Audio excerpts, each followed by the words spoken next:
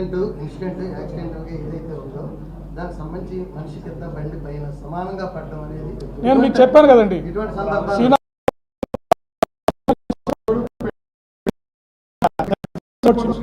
Crime scene observation forensic experts చూపించు.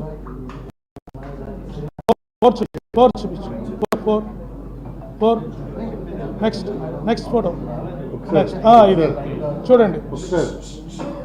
ఇక్కడ road condition చూడండి ఎలా ఉంది. రోడ్ కండిషను మామూలుగానే మీరు వస్తుంటేనే 30-40లో వస్తుంటేనే మీ బండి స్లిప్పరే అవుతుంది.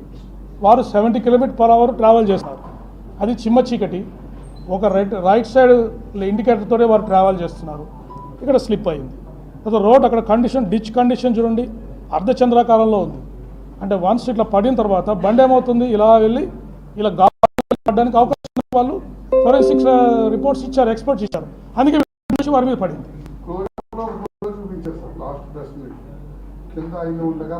అదే అవన్నీ చూపించడం ఎందుకు చూపించలేదని జూమ్ చేయమ్మా. ఆ ఫోటో చేయి, ఆ ఫోటో చేయండి. Right side of the wheel guard sir, బండి అంతా వెయిట్ మొదటి మనిషి ఉంటున్నారు. చూడండి ఎలా పడింది చూడండి. అంటే డిచ్లో ఇలా వెళ్ళి వెహికల్ ఇంకా తిరిగి పడిపోయింది. అతను ముందు పడిపోయాడు, లైట్ వెయిట్ కాబట్టి తర్వాత బండి వచ్చి మీద పడింది.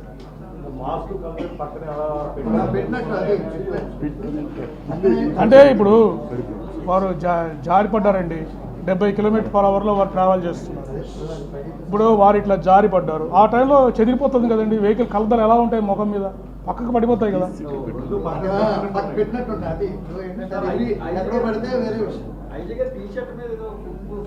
అటువంటిది ఏం లేదండి, లేదు అటువంటిది. అంత ఫాల్స్.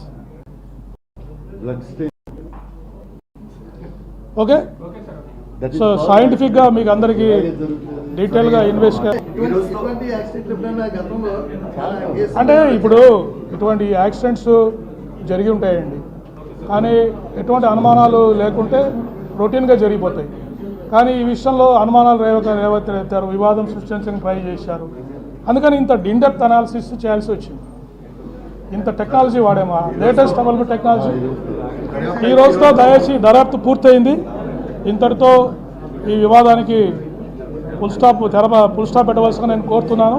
మరీ విజ్ఞప్తి చేస్తున్నాను. వారి ఫ్యామిలీ మెంబర్స్ ప్రైవసీని మనము గౌరవించాలి. అనవసరంగా రాద్ధాంతం చేసి వారిని ఇబ్బంది పెట్టకూడదు. సొసైటీలో కూడా అనవసరమైన టెన్షన్స్ రేకెత్తించకూడదు. దీని తర్వాత కూడా ఎవరైనా వివాదం చేయడానికి ట్రై చేస్తే వారి మీద చర్యలు తీసుకోవడం జరుగుతుంది. Right, thank you.